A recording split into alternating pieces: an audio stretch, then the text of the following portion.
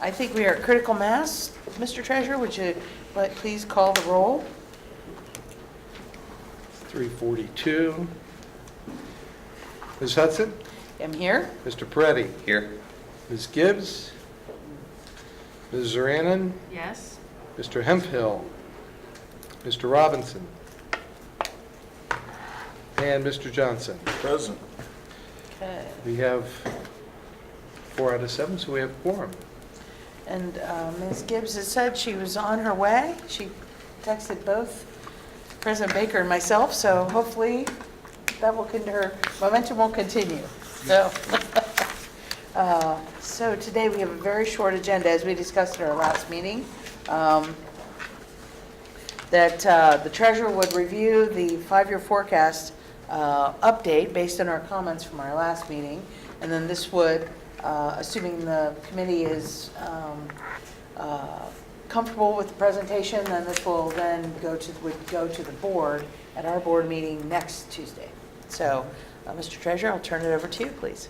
Thank you very much. And as you just explained, my opening comments were that it's going to the board next Tuesday for the first reading, if you will, and then it'll be adopted by October 20th, the second board meeting, and then we file it by the end of the month with the state. And again, this is a practice that I brought in to back up the review, and then when we added the Finance Committee, it backed it up even further. So we spend a month before the adoption month reviewing it at FAC, and then a meeting with the board, and then final adoption. So hopefully that gives everybody ample time to have input and interject their guesses as to what the future might hold in the forecast. So again, this is for fiscal years 2016 through 2020 in the forecast. You have before you I was hoping I could see this better on the PowerPoint. No. All I'm doing is saying that you have before you the forecast. It begins like that, the very first page. Yes. It's a 2-page document. You only have 1 page of it because the second page is not horribly important to us. But you'll have that document that I'll be reviewing in pieces and parts this afternoon. As I mentioned at our last meeting, the assumptions that we've made here that are a bit different from our May update, our May forecast update. First of all, we have our fiscal 15 actuals, and those are going to impact the numbers out into the future, as you could imagine. We now know that state aid, at least for fiscal 16 and 17, is going to be 7.5% increase in the cap. Our assumption is that we remain on the cap for the duration of this forecast, and we plugged in 7.5% for the out years. Back in May, we had 5% in for the growth in the cap. Personnel, back in May, we had added new staff in the out years, other than the just under 130 new staff members for fiscal 15. I believe we were adding about 35 as a placeholder, if you will, out in the future years. We have removed that primarily because the philosophy now is that we'll prepare a budget and appropriations based upon things we want to do. So as things come up, whether it's operational or educational, as items come up that need to be funded, those will be presented and approved appropriately, and then will be reflected in the appropriations. We're not going to make assumptions about things that might happen in the future. So it does reduce the expenditure forecast, but know full well that this is a growing organization, not one that's on decline. So we're probably going to add to that out into the future rather than reduce. So we've taken those, in that particular aspect, from a staffing standpoint, taken that out. And then finally, since our last meeting, not so much since May, but since our last meeting earlier this month, I've worked to align the fiscal 16 numbers with our appropriation resolution, and I'll walk through that, our appropriation resolution and spending plan for this year. So I tried to align that with the forecast. You'll see some differences there, but those are all manageable, and we'll review that. In summary, I've broken this down in millions of dollars on the next page. You'll see that our total revenues for fiscal 16 at $802 million, growing to about $900 million out in fiscal 2020.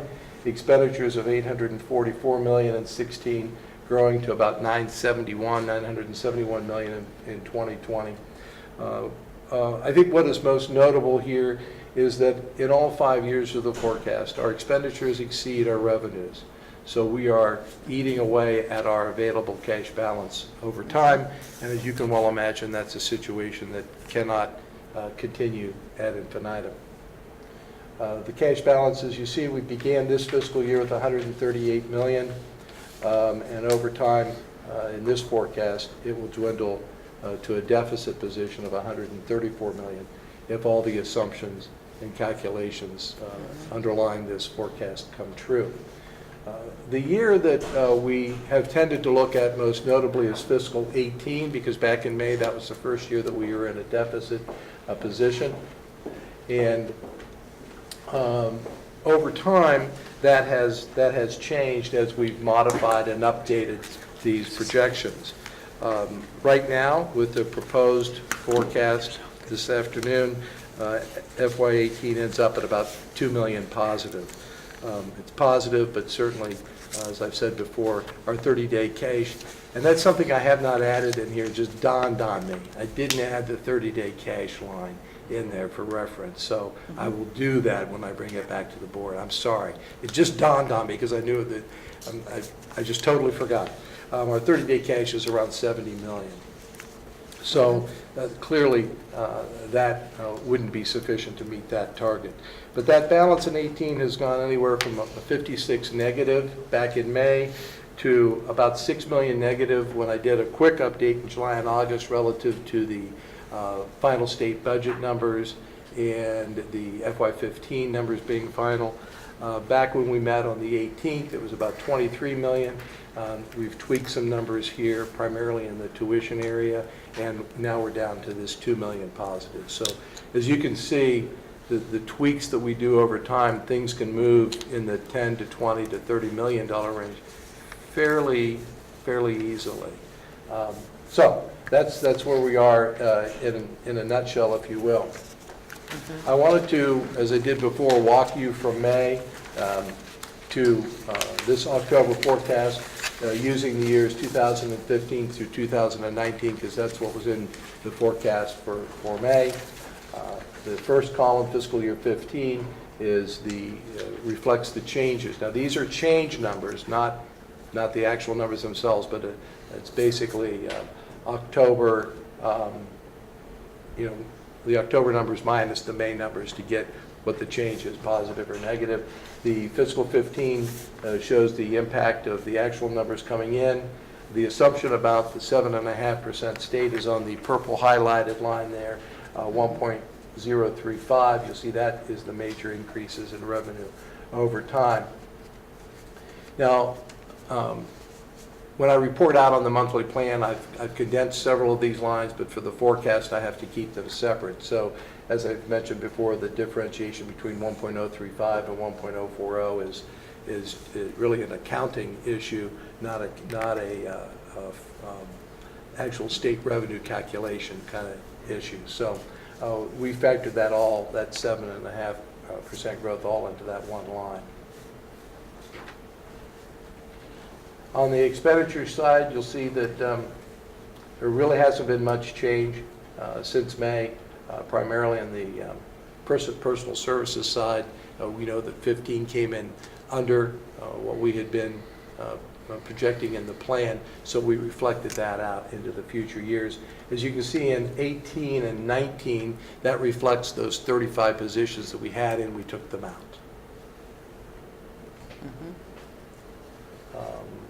Bottom line here, you can see that the cash balance at June 30, the differences, fiscal year 15, that cash balance increased by 13 as a result of the actual results. And the net effect of those changes, you see that in all 5 years since May, the change in our assumptions and the underlying calculation has resulted in a positive impact on our cash balance for all 5 years.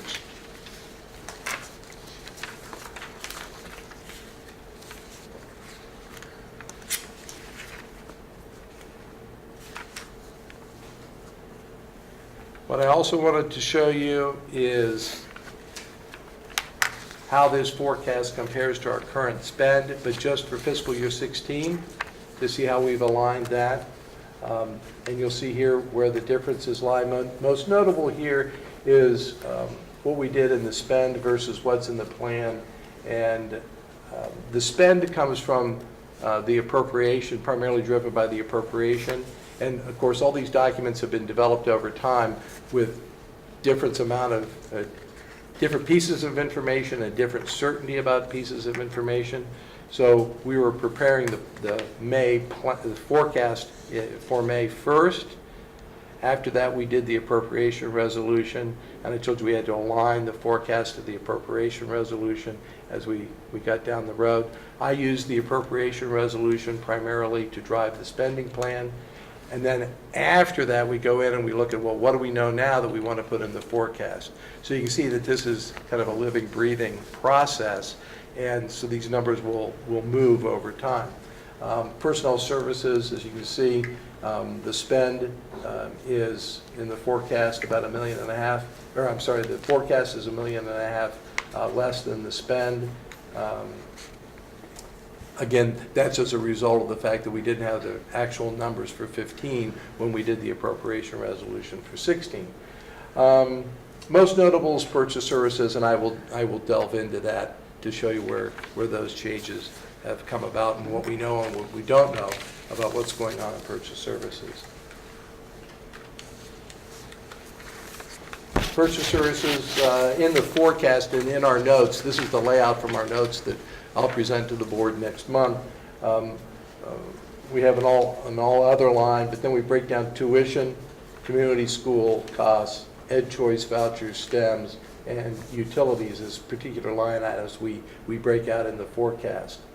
And this chronologically walks left to right. I show you the fiscal year actuals, what we had in the May update, what we then put in the appropriation resolution, what we have in the plan, the spending plan for 16, and then the October 15 forecast. And I then compare in the last column the spending plan versus the October forecast. It's those two documents and those two sets of numbers that we're going to monitor month to month over time, see how we track one against the other. The closer we, for instance, in tuition, let's take simply the community school line, 478. Our plan calls for 142 million. Let me back up. We had about 139 expended for 478 in fiscal 15. At that point in time, we had 147 million in the forecast. The appropriation resolution was 142. Again, not really based upon our forecast, but based more on what our experiences were relative to actual expenditures.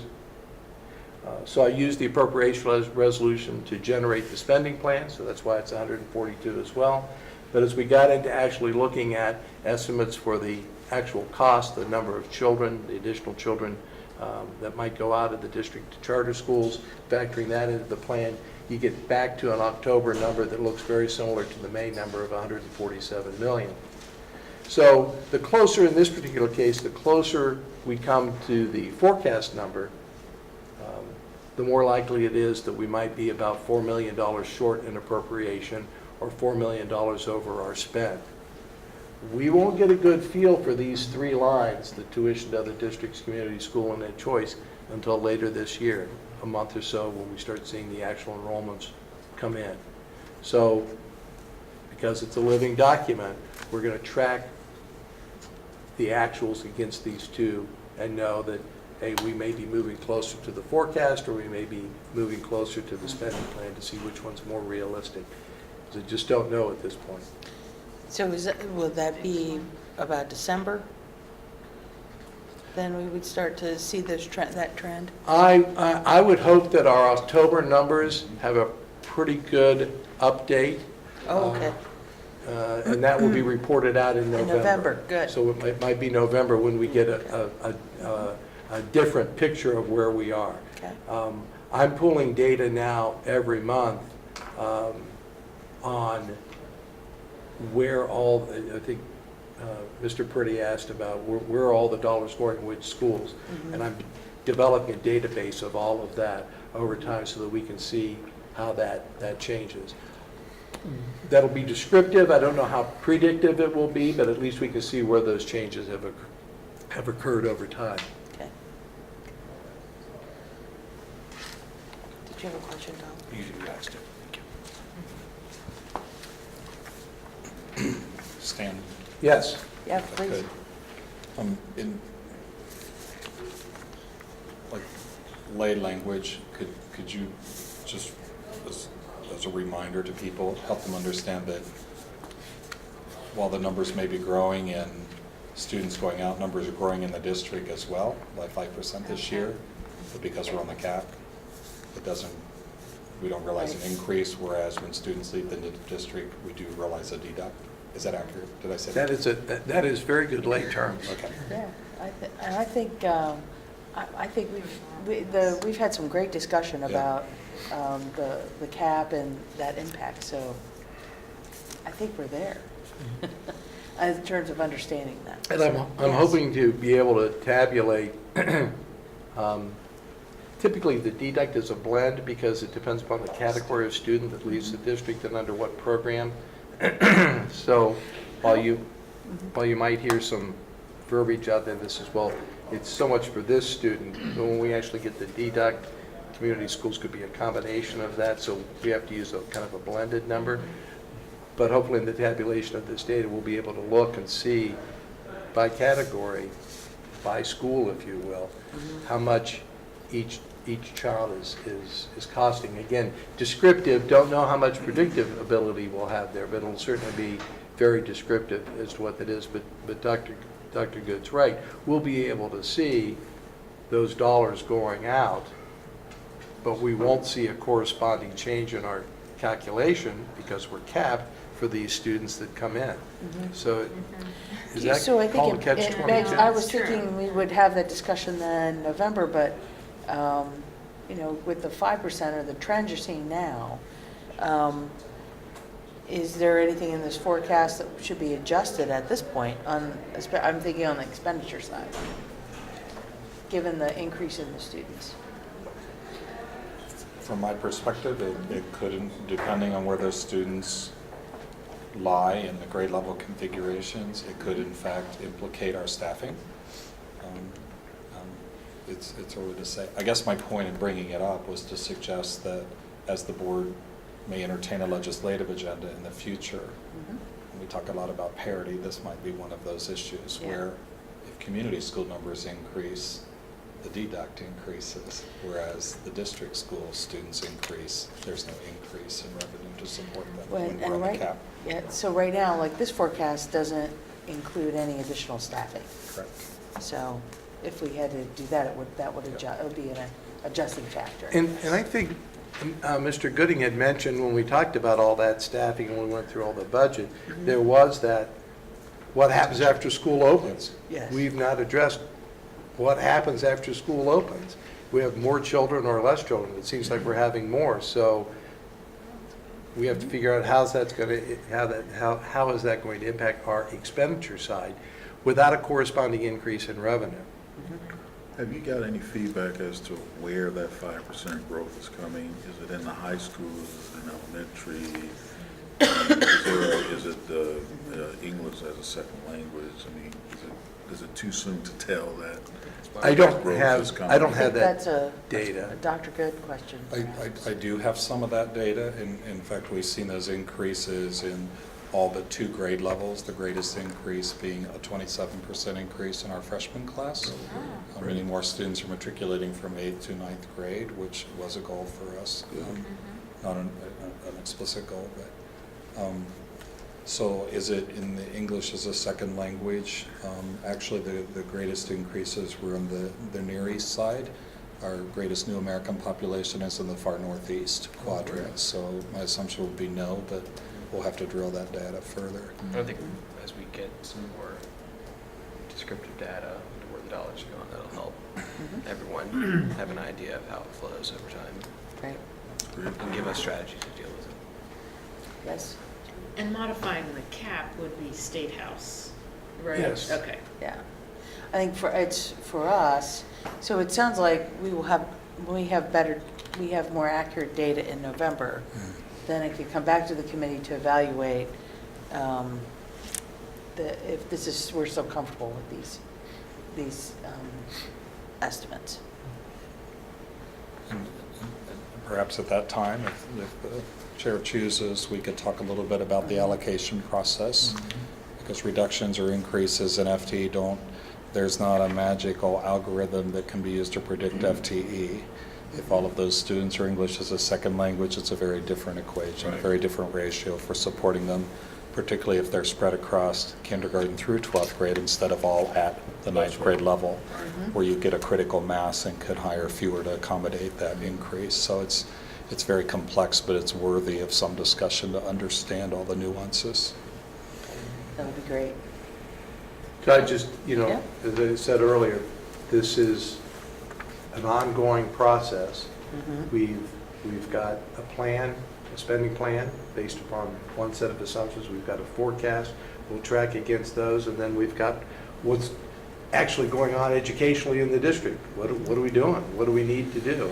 And that's going to develop over time. And we get to see you folks every month, and we'll talk about that.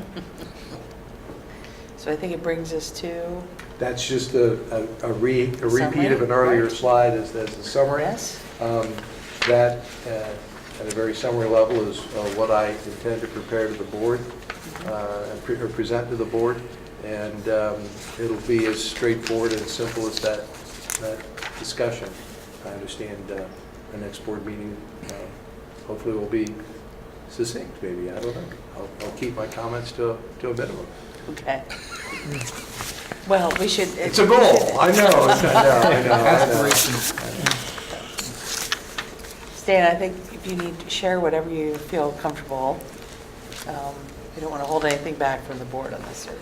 So does anyone, again, we didn't want to keep folks too long. We have one extra thing, but before we close on this, does anyone have any additional comments for the treasurer? Yes. Just to reiterate that you were going to add it was the 30-day cash. Yeah, yeah. And that would be on this line? I'll slide it in here somewhere. Yes. And I apologize. It escaped me. It's helpful. Yeah, we were. Okay, yes. Well, I think it's an excellent reminder, a reminder, and I think that'll tee up some additional conversation that we'll start to have very shortly about what that looks like going forward, so. Very good. If we could indulge, I know we said we would keep this very short, but we do have an update. There has been some, that affects our revenue side. That again, at this point, nothing would change. So ask Dr. Roush to, Eric, you've appeared before us before, right? So you know the committee. I believe I have, yes. Yes. So if you'll bring everybody up to speed on the latest development. Certainly. For those of you who are or may not be aware, the Convention Authority purchased Nationwide Arena several years ago. Currently, the Convention Authority has approached members of the General Assembly to seek a tax exemption for the arena. The claim is that it puts them on par with other facilities across the state, where other facilities that are owned by county convention authorities are tax exempt. They should be as well. When the arena was constructed, it was constructed by a private entity. A Community Reinvestment Authority agreement was put into place. We actually took part in a settlement agreement to that effect. That settlement agreement expires this year, which means that there's going to be some additional, if that property becomes tax exempt, it certainly will impact our tax duplicate going forward. And so the legislation is being discussed. Nothing has been introduced at the present time. I've had conversations with some members of our delegation, continuing to reach out to other folks with the county. We do have our council working with their council. We did meet with the Convention Authority last week. We are having some conversations as far as what an agreement may look like. We really want to make sure that we have our students' best interests at heart. We understand the concerns, certainly, of the Convention Authority as well. But we're going to continue to have this dialogue and these discussions. This is going to play out over the next several weeks and months, I'm sure. They really want to make sure they have an agreement in place before the end of this tax year. in part because the settlement agreement says that if we don't have an agreement by the end of the tax year between us and the convention authority, we kind of revert to what the valuation of the property is and go with whatever the tax laws are. So, and what are the revenue streams that are coming in from all of this right now? The current revenue stream that we're getting, we have an income tax sharing agreement with the city. We also have, basically it's a ticket surcharge that's coming in off of the ticket sales. So for what events do at we the get, arena. what do we bring in from the city revenue share? So from the city revenue side, we're bringing in, I mean, it does vary, somewhere between usually $400,000 to $500,000, somewhere in that range. So will the city get any money going forward then? The city, because the CRA will expire, they're under no obligation to continue to share in the income tax revenue with us, so they'll get all that income tax revenue back. This ticket surcharge would have to be renegotiated. That was one of the items that they put on the table to talk about, certainly as an option, but that would have to be renegotiated with the Blue Jackets. I don't know if they have to renegotiate with Ohio State as well, because they do some shared events there, in order to make sure that money, and that again, that money is another variable stream where it's, So how much, just so, for the committee's benefit, what are the buckets and how much total? You're talking probably at the end of the day, anywhere between $800,000 to about $1 million when you add the two buckets together. You get some variation there. We get some other money through TIF payments. We do receive some funds through that as well. That is not impacted by this at the present time. It's the CRA expiration. Those funds will go away. However, as those funds go away, then the arena will go on to the tax duplicate to some extent, I believe, and we'll see some of that revenue. So the legislation would affect, The legislation would exempt the arena. so the city wouldn't get it, it's the city with income The tax. city still gets income tax, and they're going to continue to get income tax. It How only much exempts would the that arena be from then? property tax. Property, yeah. It's only the So property tax. how much is income tax and how much is property tax? For- So that- Well, they're paying a little bit into the TIF right now. We're not seeing the property tax revenues because we're under a CRA, which is an abatement, and then we've got the TIF. So we're not seeing any of the property tax revenues really right now. I think we're seeing some on the real property itself, not on the improvements, if I'm not mistaken. Okay. But the income taxes, they're collecting the income taxes on players and artists and and folks who just work at the arena as well. That's not going to go away. The only thing that gets exempted is the real and the improvements on the property that's used for the arena. The city's income, but the city realizes all of the income. They will tax. realize all of the income All of it. tax. Presently, we Get a receive portion. a portion of that Correct. 1%. But the expiration of the CRA causes that to go away. Correct. The city will maintain all of that. So they actually get an increase. Yeah, so why would they need this legislation? In part, they're saying that it's parity. Other facilities around the state don't have to pay taxes that are owned by convention authorities. The statute doesn't encompass nationwide at the present time because it was constructed as a private entity, and even though it was sold in 2012, the language that would apply to Columbus, you've got some specific kind of, we draw it based on population and counties. It's Yeah. as the General Assembly is wont to do. Well, a lot of those doesn't fit statutes that. are tailored to specific facilities. Correct. So it does not meet the definition under existing law. Okay. So they would be subject to the tax unless they go to the General Assembly and get exempt. They've also said that it would be costly. Although we don't have a dollar figure from them, I think that this is one of those items we're having discussions about, trying to really get an understanding of when they say it's going to have a negative financial impact, what do they really mean in that regard? So, question, No, go ahead. So the abatement is going away? then Correct. They would have been subject to this real estate tax, but this is to This would be to- forego that. Correct. so have we had any discussion with the city? We have not at the present time, because the city, at the moment, the city doesn't really have they get to keep their income tax. They're not impacted by the fact if it's exempt or not exempt for property No, tax. but the city benefits from the arena. The city, I mean, it's still, they were very involved with this transaction to shift it over to the county. I mean, I think it would be worth talking to the city as well. I will, as I continue my outreach to the governmental entities, Because I think I'll as add kind them of to a my quid pro list. quo, that maybe the CRA can become permanent in some way, or the legislation would allow for that to be permanent as a trade-off. It's shared income tax. But that, not to leave it to an ordinance, but, you know, embed that in the legislation. That is certainly a possibility. Is there momentum legislatively to get it passed? At this point, it's in the discussion phases. There's a draft. LSC has done a draft. Nothing's been introduced at the present time. They've also been on summer recess until this week, really. Both chambers are back in this week, starting tomorrow, actually. So, but I've not seen any legislation introduced. I'll be watching to make sure that it doesn't get added in as a rider to some other piece of legislation, which sometimes happens. But at the present time, I think that there's really, I think that the county's wanting to negotiate with us and have a conversation. I think they understand the optics could be, if we were to oppose it, could be damaging. Right. Other questions? Just wanted to make sure, and that since this again is a significant revenue stream and issue, if the committee wanted to weigh in, the board will continue to stay up to speed on it too. And you know, as I said, I've talked to a few legislative offices already. I have more on my list to visit and call tomorrow, especially as they all start making their way back into work this week. Right. So we'll continue to have dialogue and discussions with folks and let them know that we are proceeding. But I think it's very relevant to Stan's presentation of the 5-year forecast, because that forecast is based on assumptions that some of those things don't change. And so this would be one that could significantly impact our revenue. The win-win renegotiation that occurs in April would be another. So those kinds of things can change that overall FY18 balance that we're watching so closely. Right. Good.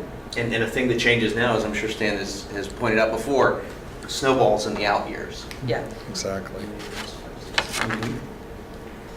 Very good. Thank you very much. You're very welcome. Other questions or anything? Okay. President Baker, anything else you'd like to add for the good of the order?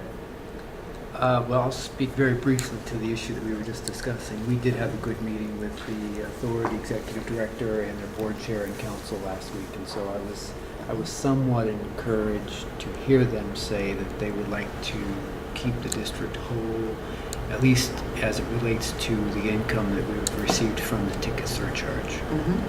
So, but the superintendent and I did discuss it again briefly today when he and I met for our weekly one-on-one, and we did talk about the possibility of speaking with the city about doing something to help make up that difference if they're not willing to extend the CRA or do something else. But I think it's an important discussion to have. Great.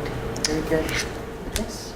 But isn't the CRA part of their community promise when they came to build? And even though they were private, part of their community goodwill was that eventually we would do it. I mean, I think the ticket surcharge is fine, and you can brief me on what I've missed. So, I apologize for my late arrival, but if we're owed more, I don't know that we should settle for less. The CRA expires this year, and so, Yeah. that promise would have been fulfilled at least up through this point in time through the settlement agreement through the CRA. And so that's why this becomes really kind of a critical juncture, because that goes away. What we were anticipating, though, was that we had an entity that was built by a private entity that was going to make its way to our tax duplicate. Now it's owned by a public entity, and so, therein lies then the change that has occurred, and does that or should that change the terms with us as a school district?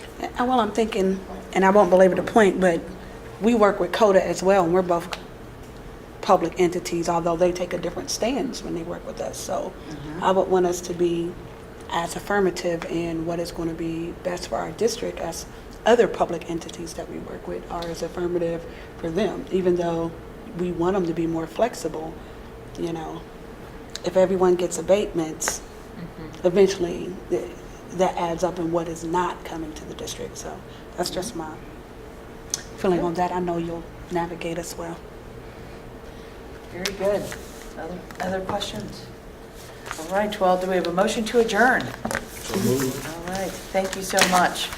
Thanks, everyone, for adding the extra meetings on this month. Appreciate everyone's additional time.